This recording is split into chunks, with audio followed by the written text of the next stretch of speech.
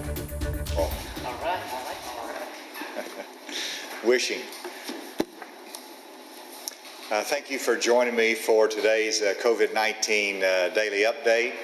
I'm pleased to be joined, of course, by Secretary Nate Smith, and today also by Secretary Stacy Hurst of the Department of Parks, Heritage, and Tourism. And first, I wanted to tell you that I have signed the executive order for the Technical Advisory Group that has the names of those that will be participating in that. They will meet the first time next Tuesday, and Katie will be delivering to you the names before the news conference is over in a form of a news release, so that you'll have those. Secondly, we're heading into a very nice weekend, I hope, and while it's not Memorial Day, I expect people to be at the lake. I expect people to be outside, and I also ask everybody to carefully social distance, to set the right example for others, to protect others as well as yourselves. And so let's just be cautious over this weekend period. And in regard to Lake Hamilton, which did create at least one or two stories from Memorial Weekend, as to just a couple of locations that they were not doing the best job in social distancing. We have talked with the Garland County Sheriff's Department, their office, as well as the Arkansas Game and Fish, and they've developed a plan between themselves to support each other in their patrol and activities to remind people of the importance of social distancing, and particularly if there's any congregations of people that gather together that might endanger the public health. And so that is a plan as we go in to the weekend and to future holidays. Let me go to the cases. Yesterday we had 6,538 cases, and today we add to that another 239 cases. That brings us to 6,777. In terms of hospitalizations, we have an additional 9 hospitalizations. That brings us to 113. And in terms of deaths of Arkansans because of COVID-19, we have an additional 7 deaths. That brings us to 132. I wanted to mention that I've asked Dr. Smith to track this as to connections between the lifting of restrictions and the new cases that we have. And as we do the contact tracing and we inquire about somebody that is positive as to where they've been over the last 14 days, 1% have been to a restaurant, 2% to a beauty shop, less than 1% to church, less than 1.5% to a daycare or gym, less than 0.5% to a motel or a hotel. And so these are encouraging numbers, again, that we're not seeing a connectivity between the business that we're doing, the lifting of restrictions, and the number of new cases that we have. And Dr. Smith might elaborate on that. And then in terms of our testing, yesterday we had 2,702 tests that were done, so another high number that brings our state testing to over 70,000 tests for the month of May. And the test positivity percent is 4.1%, and so even though we had 239 new cases, that's 4.1% positivity, which is still below 5%, which is half of what the national standard is.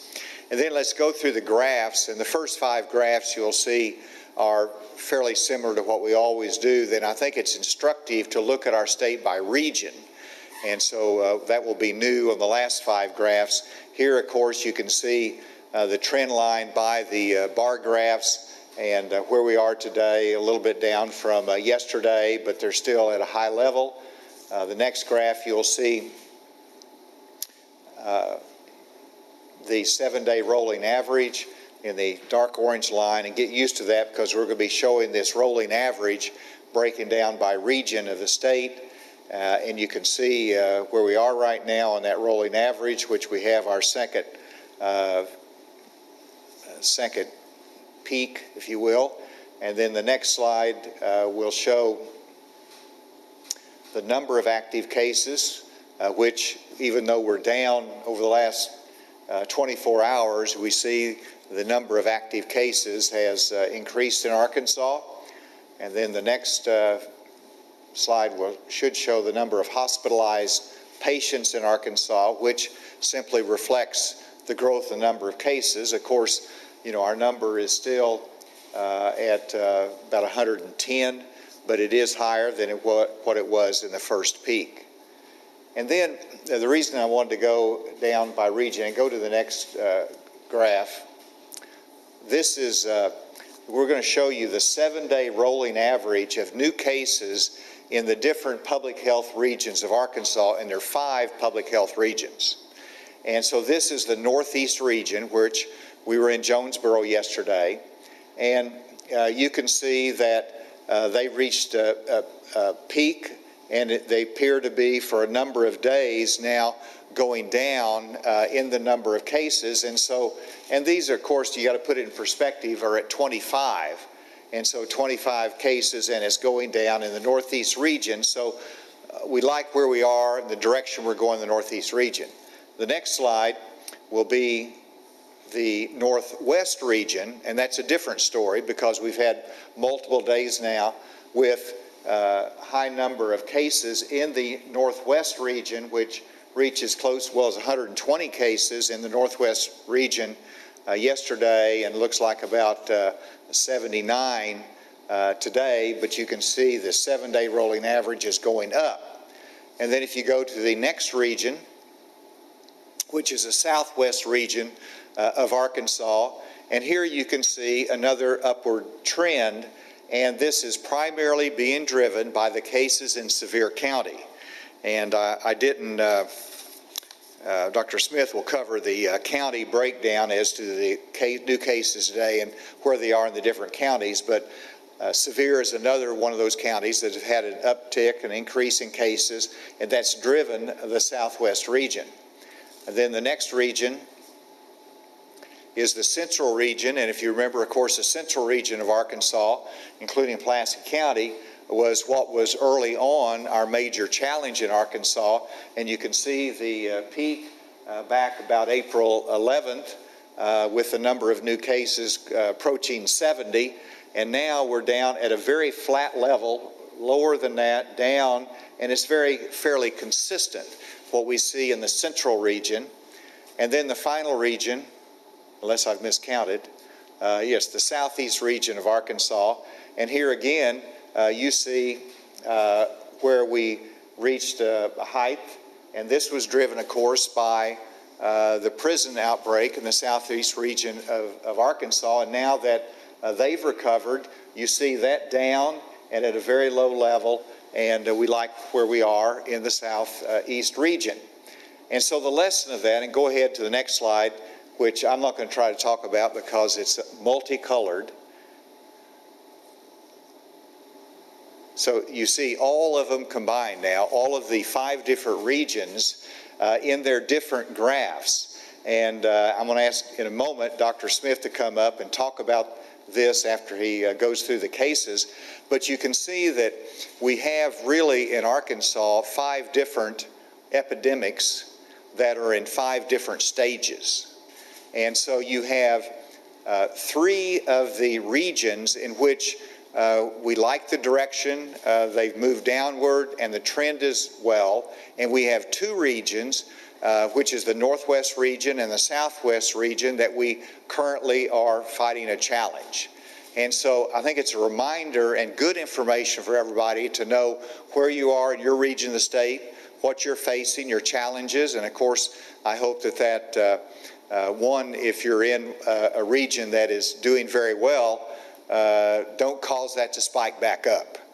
And if you're in a region in which you're at a higher level, it should be an admonition for us all to work together, to pull together, to bring the cases back down and to stop the spread of that virus. And so that's a a long explanation, but I think it is very, very helpful to go through those regions. And with that, Dr. Smith, if you would come and elaborate. Thank you, Governor. I'm going to go over this slide in a little bit more detail, but first let me give the general numbers first.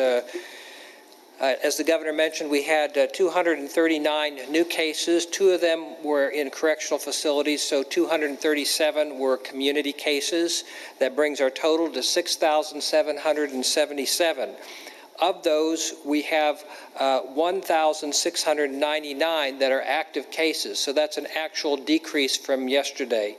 73% of those active cases are in nursing homes, 144 are in correctional facilities, and that's where we've actually seen the decrease in the major decrease in active cases. 1,482 active cases are in the community, which is actually an increase from yesterday.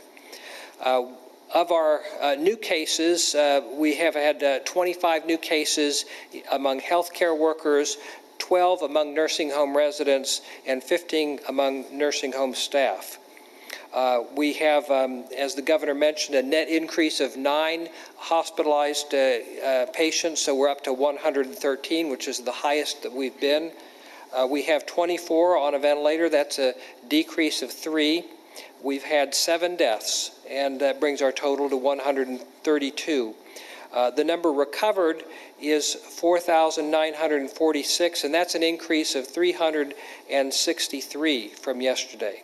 So in the last 24 hours, we've actually had more recover than new cases. I'd like to talk briefly about where we're seeing these new cases coming from in terms of counties. The top county for the last 24 hours has been Washington County with 53 cases. Benton is the second with 38. Our next highest county is Crittenden County with 21, Pulaski County with 15, and I'm sorry, Sevier County had 31, so they're actually the 3rd highest. So as the Governor mentioned, the increase in cases in the southwest region is really being driven by Sevier County, mostly in DeQueen. In terms of this the testing, the only thing I'd like to say in addition to what the other Governor has already said is that we have done, since the beginning of the epidemic, 121,302 tests. So we have tested 4% of our population so far. What I'd like to talk about on this graph is really the regional epidemics, plural. From this very busy, very colorful slide, I'll talk you through it. The red curve is our southeast region, and you see these 2 really big peaks with a valley between them, and those were driven largely by these cases in correctional facilities. We've had the Cummins unit, of course, and also the Randall Williams unit, and they're back down to really fairly low levels compared to the rest of the state. Their number of new cases per day is actually the lowest. The second color I would like to pick out is orange, and that's northwest region, and it remained fairly low compared to the other regions for most of the period of time. But then in the last week or 2, we've seen a dramatic increase, and now they are far ahead of any other region in the state. And so this is where we really need to focus our attention. This is where we're seeing the majority of our new cases. The third one that I want to look at is southwest, which is a kind of a gray color, which is difficult to see. It's been low as well, and then it's also coming up. And so that's the second region of the state where we are seeing an increase. Again, that's mostly in Sevier County, in DeQueen. And you can see, although it's also rising, the absolute numbers are much, much lower than Northwest region. And so they are still, I think, the second highest number of new cases, but not anything near to Northwest. The last 2 colors to go over is the yellow is central region. We had that initial increase, and then it's been pretty flat. and now we actually are seeing fewer new cases in central region than either northwest, northeast, or southwest. Even though the central region is one of the most populous regions of our state. And then the last one up there is the blue line, which is northeast, and that's been up there. It had a bit of a surge a week or so ago, and since then they've been trending down, and it's now the third region in terms of new cases, just behind Southwest. So when we see the state numbers, sometimes it can mask some of these regional differences, but this is important to us in terms of our messaging, in terms of our public health interventions, and in terms of understanding what we've accomplished and what we still have left to do.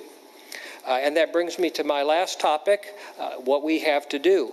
I want to mention some of our important testing events. In addition to offering testing in our local health units, 79 local health units throughout the state, 5 days a week, we also have today a testing event from 3 p.m. to 7 p.m.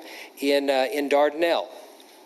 And our goal is to test at least 200 people there.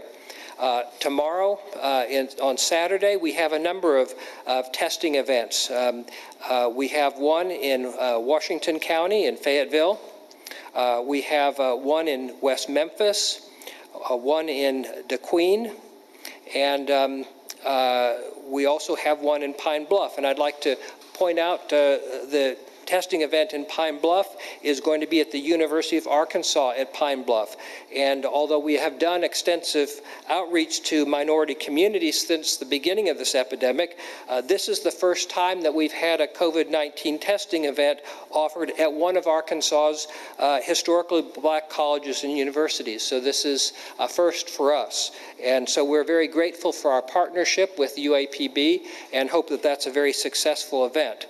We're hoping that we will we'd like to test at least 500 at each of these events.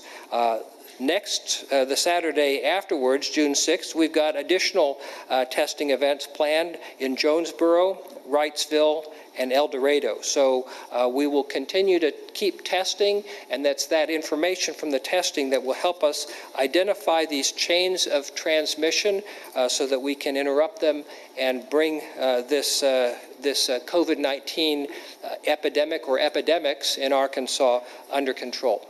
Thank you. I'll turn it back over to the governor. Thank you, Dr. Smith. And for those who are interested in camping, our state campgrounds will be open effective next Monday, June 1. And I've asked, as well as the bathhouses that go along with that, I've asked Secretary Hurst to talk about that. Thank you, Governor.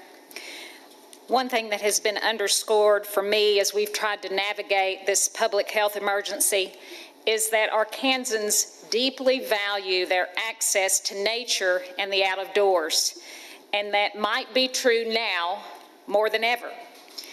We are grateful to the public for their patience as we've had to limit access to our Arkansas state parks over the past 10 weeks. As the governor noted, we will reopen our campgrounds to tent camping starting Monday, June 1st. Also reopening will be the many bathhouses in the system that support campers and our day use visitors. With the responsibility to keep our facilities clean and safe for visitors and staff, limiting access has been a necessity. But now we have the PPE needed to protect our employees and a good system in place to feel confident that we can reopen these facilities in a safe manner. I'll note also that during this public health emergency, we've enjoyed a very close collaboration with our federal partners in Arkansas that manage land. And as a reminder to campers, the Corps of Engineers opened most of their campgrounds on May 20th. The Buffalo National River and Hot Springs National Park opened campgrounds today. And the Ouachita National Forest and Ozark National Forest are both working toward opening campgrounds in the very near future. This is good news for our many residents who love to partake of Arkansas's abundant natural beauty. You can stay abreast of these openings by going to arkansasready.com. And a reminder to our visitors to be safe, to keep an appropriate physical distance, and wear a mask as needed. Now is not the time to gather at the campfire, to congregate at trailheads. Our rangers and uniformed staff will be monitoring and reminding people of their responsibility to use our parks and natural areas wisely. Thank you, Governor. Thank you, Stacy. And with that, we have to take any questions. So I know we've had more testing, and that's related to the increase in cases, but given the fact that our hospitalizations also have gone up, that would seem to indicate we actually do have more cases, not just that we're finding more, but there actually are more. And so I'm just wondering, do you have any idea of the reason they might be going up? Well, we're finding more cases, and our hospitalizations are going up. To me, there's a natural correlation with that. But Dr. Smith, I'll let you elaborate on that.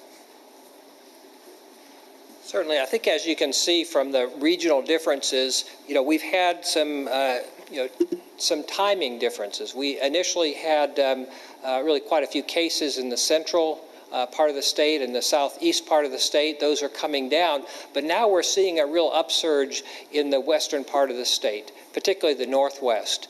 And we have seen some characteristics of those new cases. One is that many of them are younger individuals. Actually, the age 65 or older have the least increase percentage-wise. So we're seeing younger individuals. We're seeing, as we've mentioned before, many more in the Latino community have tested positive than was previous. Of our active cases, 25% are Latino. And then we have also had some cases that, although they involve the community, there's been perhaps some acceleration with some workplaces, particularly those associated with the poultry industry. Again, these are much larger than just poultry, but since many of those in the community also are working in the poultry industry in those areas. So these are all factors that are contributing. I think this is partly a time sequence. Northwest was spared for the first couple of months of this epidemic for our state, but each of these regions is on their own timeline, and that I think is why we're seeing the upswing that we're seeing. Well, it's a both and. I mean, we are testing more because we're testing asymptomatic individuals now, and we're testing younger individuals. Remember, initially, our guidelines were to test primarily those age 65 and older, or those with underlying medical conditions, because our testing capacity was low across the country. Now we're testing more widely, and we're finding more cases. We're making those testing available to a wider number of individuals, but I think we are seeing a true increase in cases as well, as certainly as evidenced by our increased hospitalizations. Actually, the only region of the state where we are seeing an increase in hospitalizations is the Northwest region. And I would just add that hospitalizations sometimes reflect the number of cases you have, but they also reflect the preconditions or the health condition of the patient. And so I think that deserves some more study, that if our hospitalization rate is going up now, does that mean that this population has more challenges and results in hospitalizations? Alexis. Is this peak worse than the first one? I think it depends on where this peak goes. I don't know that you could say that it is worse than the first one. We're learning as we go through this, and if you just simply look at the number of cases that we see at the peak, this one is as high as the first one. If it goes down from here, then I think it depends how quickly it goes down and how far it goes down. So I think we just have to wait and see.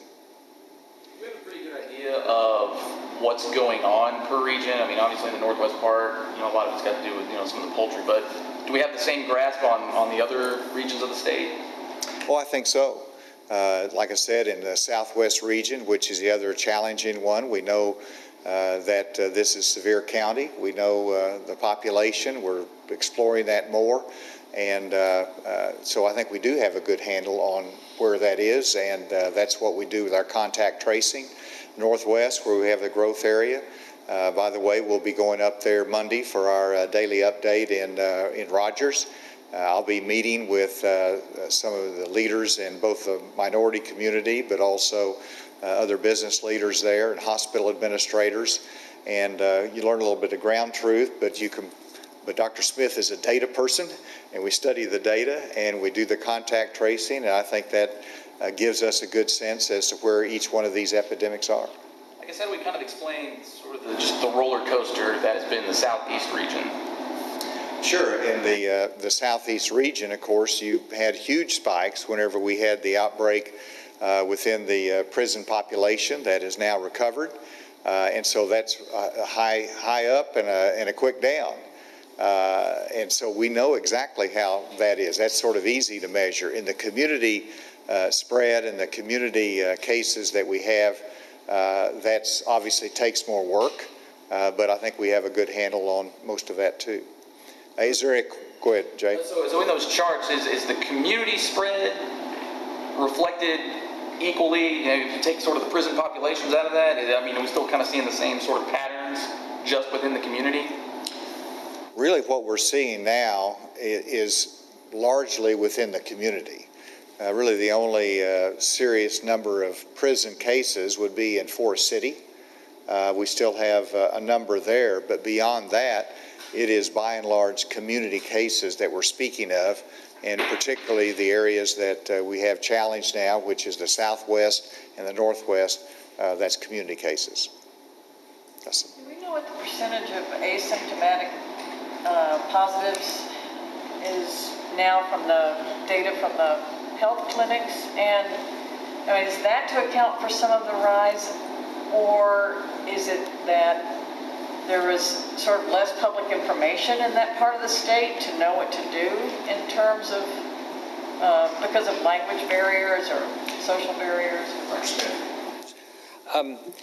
Of all of our cases, about half of them have reported no symptoms at the time they were tested, but of the individuals who tested positive in our local health units, 74% of them reported no symptoms. Now, we will track them to see whether they do develop symptoms. We have our Sera Alert software and other ways of contacting people, but at the time of testing, 74% of them were not reporting symptoms. Does that help account for some of the rise in Northwest? Well, certainly, I think that probably accounts for increased number of cases, throughout the state, because we are testing.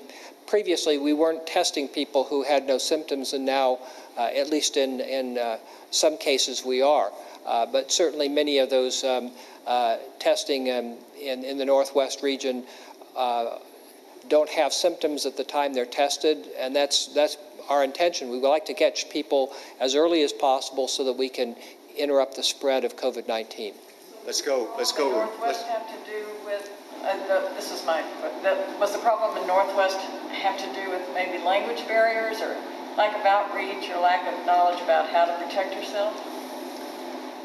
That's something we're looking at. Obviously, we're increasing our testing there dramatically. We're also increasing our outreach to address those. We're going to be speaking to the Hispanic community to see if there's anything more that we can do. Let's go remotely to a question. Governor Hutchinson, Jacqueline Froelich, KUAS Public Radio. Hi. Hi. Thank you. cases, as you know, are spiking in Carroll County, part of the Northwest Arkansas Matrix, and I received a copy of an email from Mayor Butch Berry around noon, who was queried by a shopkeeper who's struggling with customers getting really angry about being asked to wear masks. And the town is packed with visitors now, and locals are saying a majority are not wearing masks. So my question, the mayor says he can't issue a local order allowing shopkeepers, bars, restaurants, and B&Bs to require customers, patrons, visitors to wear masks because no such state order exists.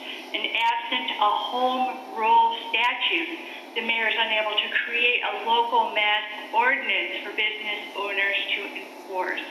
So given the spread of this virus will persist possibly for years, is there a remedy for local jurisdictions, sir?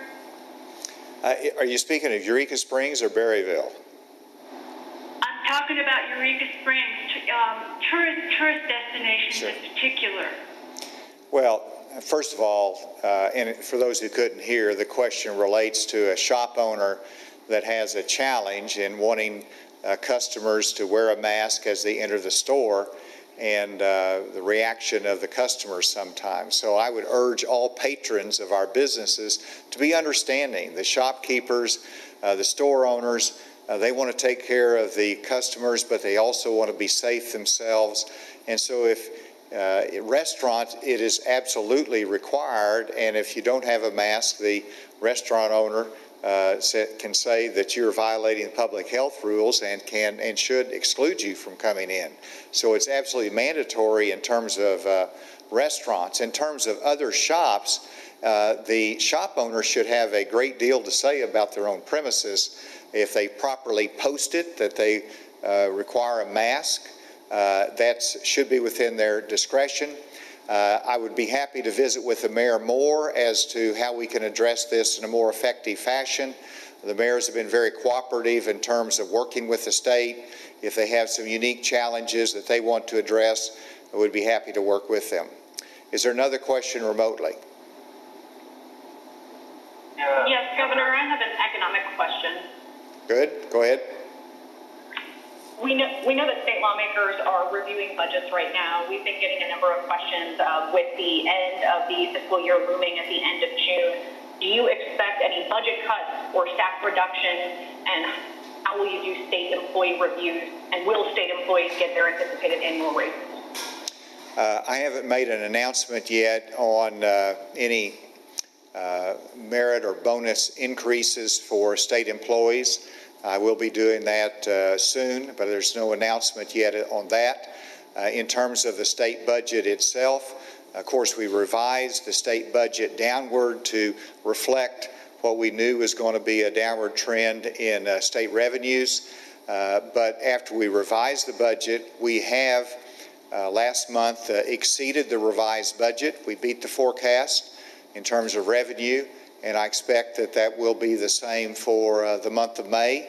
And so I don't expect any further budget cuts beyond what is in our revised budget for the state. One more question remotely, and then we'll come back to the table if there's anything here. Governor, it's Ray. I have a quick question for you. The question is, with nearly 505 cases of bitten in Washington County, neighboring counties such as Crawford and Sebastian County, including Fort Smith, currently have about 12 active cases. They potentially be the next hot spot. Is that a foregone conclusion? What are your thoughts? Well, it's a very good question, and nothing should be a foregone conclusion. And the question for everyone is, for Crawford and Sebastian County, which has a very low case count right now, are they going to be in the next wave? And nothing is foregone in terms of what's going to happen. I believe that Crawford and Sebastian County has done a very good job, and hopefully they can maintain their discipline, and that those cases will not go up there. But if you look across the state, you've seen every part of the state that has been impacted by it at one time or another. So we're going to have to bottle what they're doing in Sebastian and Crawford County if they can continue to avoid that uptick in cases. So all we can say is you need to be disciplined. We need to do everything we can. We need to be prepared and hope that that will be successful in keeping those cases down in that River Valley area. Yes, ma'am. Governor, why do you think that the Central Arkansas region had its peak earlier and now the numbers look stable? What do you think that this region is doing that others might not be doing across the state? Well, I mean, I think those, I mean, the questions are related, obviously, but first they had a different timeline, and the different timeline is because the first entry of cases came from the Mardi Gras into Pine Bluff and from Pine Bluff into Little Rock. And so that's how it sequenced early here in the state of Arkansas. I'll never forget it. March 11, first case, we declared the public emergency. And you know, they and we have managed the Central Arkansas area. The mayor has been very supportive of the social distancing requirements and setting the right example. The restaurants, the businesses have been very cooperative and disciplined, and so that's made a difference in the trend line. Dr. Smith, you're good there? In terms of the increase in younger people that you're seeing, do you think, is that a result of younger people not respecting the health guidelines, or is there some other way that they're getting that?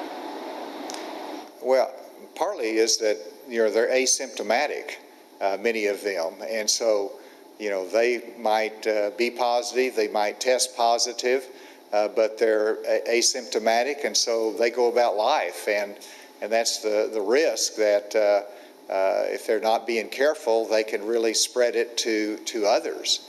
And so obviously it's their youthfulness, and they're healthy, and so they are not as careful perhaps. And that's one of the reasons that we've emphasized that this impacts all generations, and if it impacts the younger people, it impacts the older people through them as well. And we want them to get that message. I think they are, and I applaud those that are being so thoughtful about others' health as well. Yes. Where are contact tracers finding that these people are going to more, for example, grocery stores, workplaces, etc.? Dr. Smith, did you hear that? Really, in terms of places that we can associate with cases, probably the largest ones are these workplaces where we've had clusters. And we've had, well, just with the one industry, the poultry industry, we've had over 400 cases associated with that. It's probably less about where people go and more about what they do when they're there. If people are in close proximity to other people and not wearing masks, breathing each other's air, you know, that's a risk factor there. I think it's useful for us to take a look and see where we're seeing a lot of cases, and where you're seeing a lot of cases, the risk of acquiring COVID-19 is higher. But it's really ultimately more important what you do when you get there than actually where you go. Is there one final question, Jay? This might be more for Dr. Smith. President Trump just announcing that the U.S. is terminating its relationship with the World Health Organization. I don't know what you might think of that initially.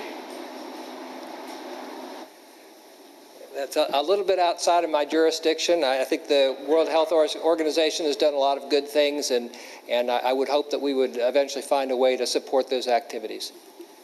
He's pretty smooth for... He's got that CDC thing going already. All right, that's Leslie, and then, well, go ahead, one question. I just wondered what your response was to the ACLU and all the other groups that have written you today asking again for a moratorium on evictions. It's the same response as I've given before. Is there one more question remotely? Has everybody got on the line there? Did you have something? Yeah, I just wondered. Yeah, so this is Cole with 4029 News. Go ahead, Cole.